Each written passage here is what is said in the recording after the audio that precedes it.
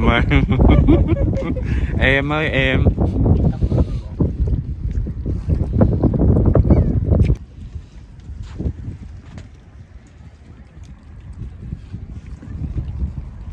Lâu rồi.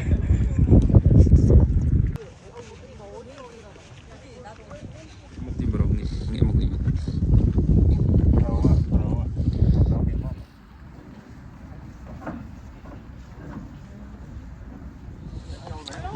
Mấy u áp đó là spend lương đồng đời. Chắc là nghĩa cho ấy thôi ạ.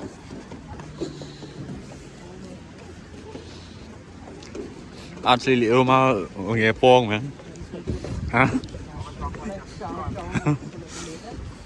Sao cho phong này?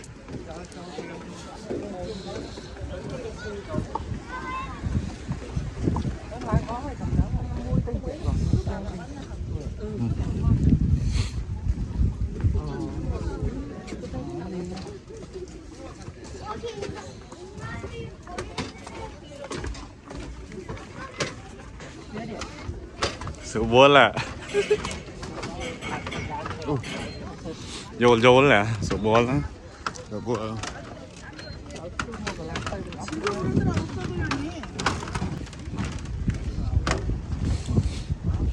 Trời ơi nghĩa trời ấy.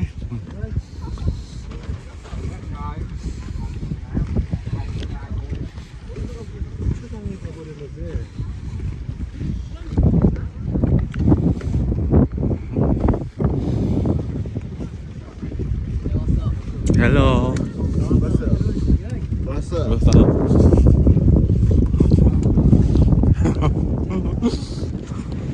Trời ơi. Hi. Trời ơi, tha đủ trời. Trời ơi nghĩa. Tha đủ mẹ. Ok.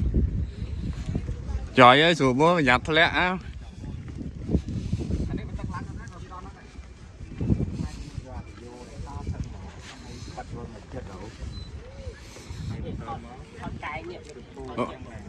Ôi chọp à kia miễn. Cầm plăng. À chanh mình.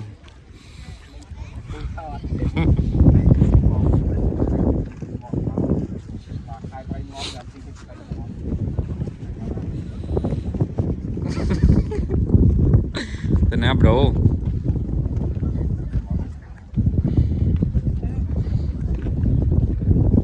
Thưa đầy mà thưa xâm đầy mà. Đây. Ê chờ lòng đừng cái đầy tạm kia.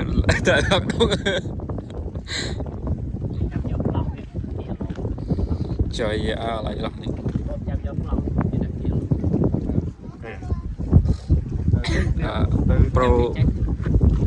Pro nghĩa một tìm bro nghĩa một nghĩa.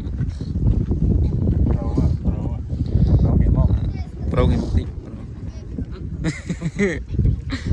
Bro khả năng nghĩa một tìm vào.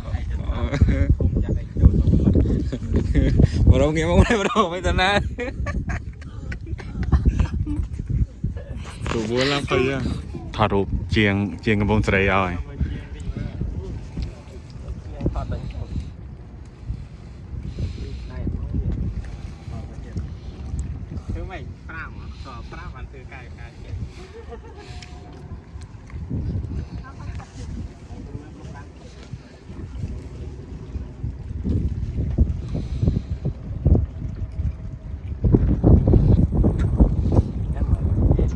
Em ơi. Em ơi em.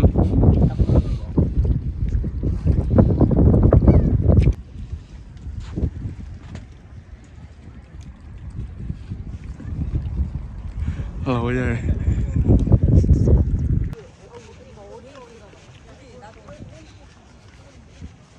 Cái oppa.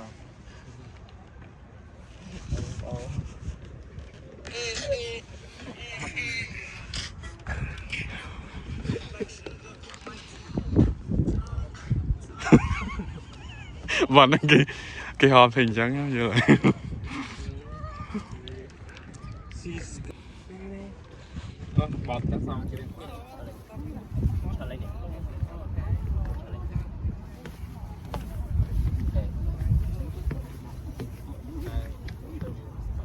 cho mất cái này vô có nằm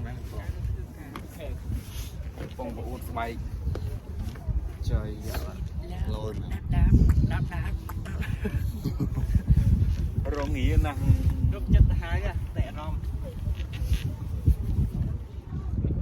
không mơ cái sừng tài nha cái sừng tài cái lắm nè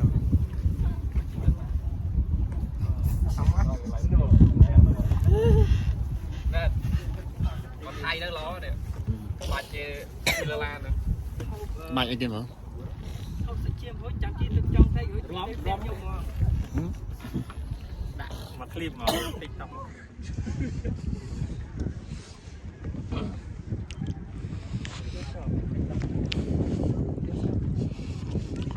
ấp sọc mà cái đàn sẽ mọt lên nè rồi ngập ơi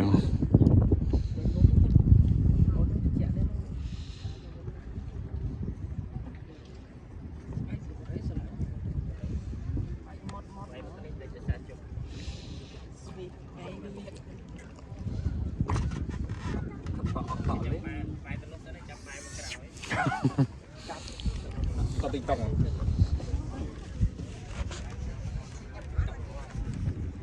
Evot Ino Evot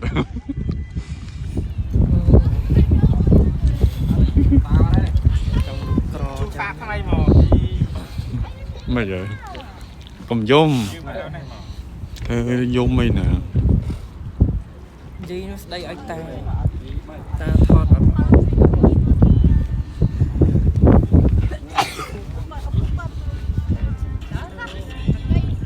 hay nhá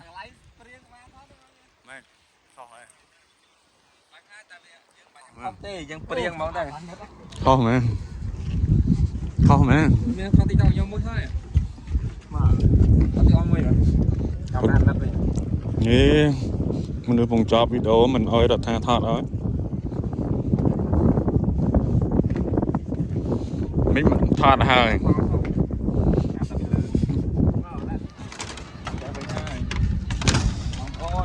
ấy da ấy da bye bye ở căn đai đầm lông spin đai spin căn cho em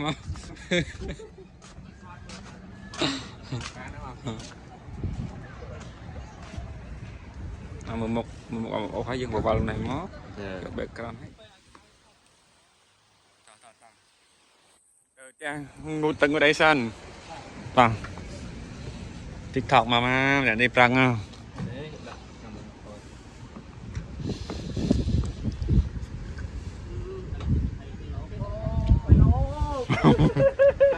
TikTok